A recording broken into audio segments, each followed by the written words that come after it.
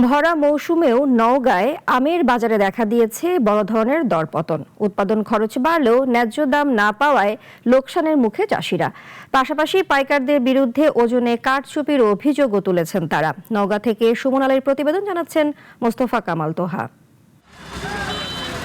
আমের বাণিজ্যিক রাজধানী খ্যাত নওগাঁর সাপাহার আমবাজারে এখন ভ্যানের সারি, ক্রেতা বিক্রেতার ব্যস্ততা।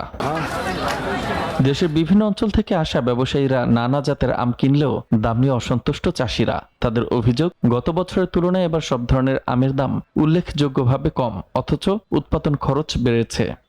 ২৮,০০০ ২৭,০০০ টাকা চলছিল, এখন ৩২, ৩৩, ৩৫,০০০ টাকা বিঘা চলছে। লেবার এক বেলায় আম পারলে ৬ থেকে ৭০০ টাকা নেয়, যে বিষের দাম। এই আমটা আজকের বাজারে নিচে ৪,০০০ হতে হবে, ৩৮০০ ৪,০০০, তাহলে 10 টাকা বাড়ি যাবে, আর না হলে আবার বাড়ি থেকে টাকা এনে দেওয়া লাগবে। এদিকে ওজনে পুরানো ঢলন পদ্ধতি নিয়ে তৈরি হয়েছে নতুন বিতর্ক।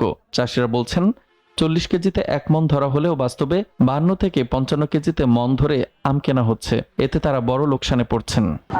মনে ১৪ কেজি তারাই বেশি নেয়, ৫৪ কেজিতে মন নেয়।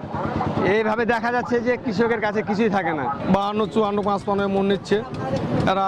আরো ধরা সিন্ডিকেট করার জন্য কৃষকেরা কিন্তু দাম পাচ্ছে না, ন্যায্য মূল্য পাচ্ছে না। লাভবান সবাই হচ্ছে, কৃষক বাদে। ৫০ কেজিতে মণ ধরা হচ্ছে বলে স্বীকার করলেও কোথাও অনিয়ম হলে ব্যবস্থা নেওয়ার কথাও জানান ব্যবসায়ী নেতারা। এখন কিছু অনাকাঙ্ক্ষিত ঘটনা ঘটতে পারে, সেটা আমাদের কানে আসেনি। তো আসলে ইনশাল্লাহ আমরা ব্যবস্থা নিব সমিতি কর্তৃক।